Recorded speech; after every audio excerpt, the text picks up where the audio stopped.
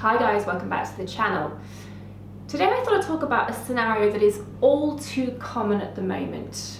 So picture this, a 28-year-old girl walks into the clinic and she's freaking out because she has acne, possibly for the first time in her life, but she's also worried about those little lines that are starting to appear. There's something happening in that her skin's a bit more matte and lackluster than usual.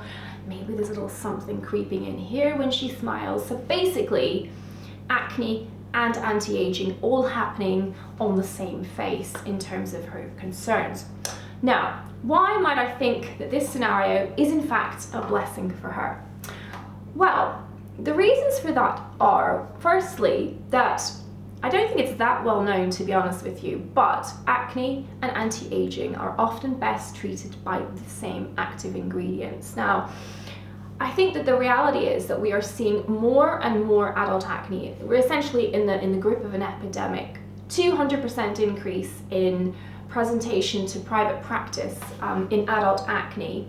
At least 45% of women over 25 are troubled by some degree of acne. You can bet your life that most of them are concerned about anti-aging. As many as 30% of men in that age group are concerned with some degree of pore-related concern, whether it's big pores or clogged pores or blemishes. So it's out there. There is lots and lots of acne, but the reality is that if you're a grown-up, the market isn't talking to you. Up to 75% of the offerings for those with blemish-prone skin are targeting teen skin.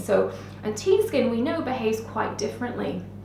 So those key actives that can help you out in both scenarios, really quite a straightforward list.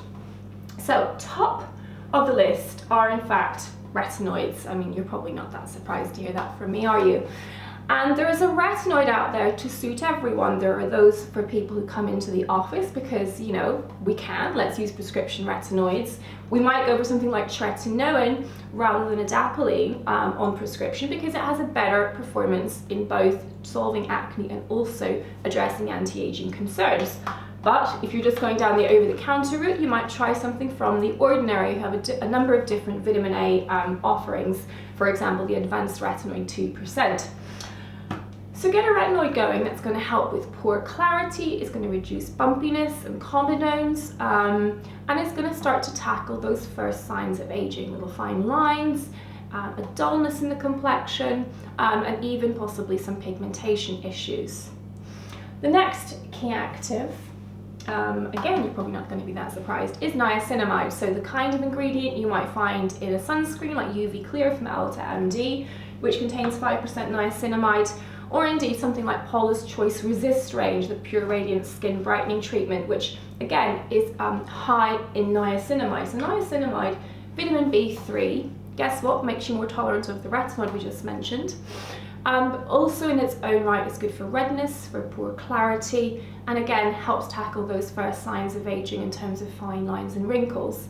And it boosts hydration, so it's a perfect ingredient choice for the slightly more sensitive dryness prone 20 or 30 something who's not as oily as they were back in their teens.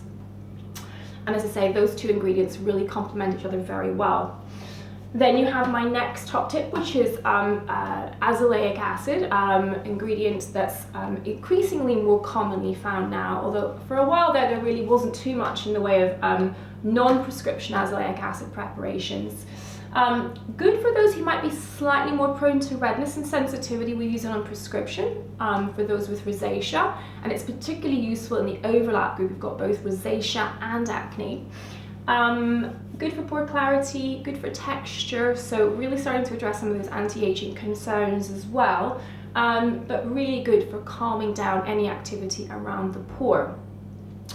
So those are three really awesome categories of ingredients that you can seek out.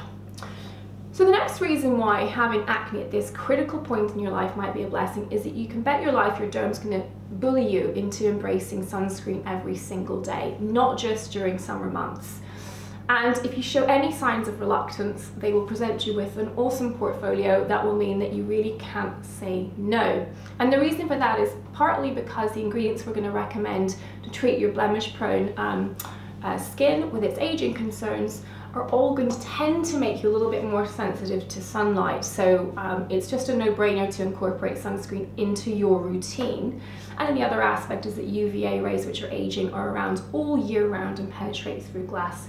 So you just need to accept that sunscreen is going to be in your routine. So the final way in which tackling your acne will also be a blessing from an anti-aging perspective is when you look at your diet. So the things that we recommend for acne sufferers in terms of nutritional steps are things like reducing your refined carbohydrate intake, which is pro-inflammatory, but is also, we know that sugar directly leads to signs of aging.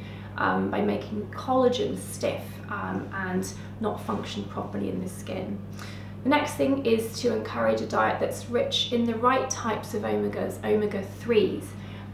Again, very important for skin barrier function and as part of a general anti-inflammatory approach to both acne and to aging. I encourage people to be careful of their dairy intake. And again, that can be quite helpful in both instances.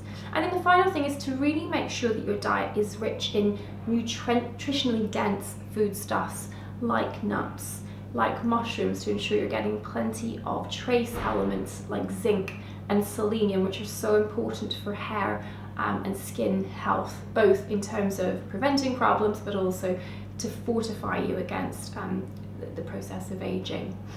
So with those steps coming together, I hope you can see how this 28-year-old might actually be better off and that treating her acne could end up being an absolute blessing. And I've certainly seen that firsthand in many of my patients, where they've actually got to a point of not just solving their problem, but have amazing skin that inspires compliments, that permits them to leave the house without makeup, that allows them to embrace cosmetic trends like highlighter and skipping powder and just looking dewy and having a sheen on the skin as something that they thought wasn't for them because of this sort of bumpy, lackluster, matte skin that they'd kind of endured.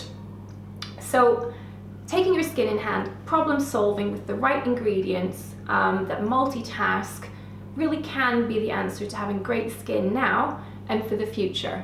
Have you found that trying to solve your acne has actually improved your skin beyond problem solving? Let me know in the comments down below. Bye for now.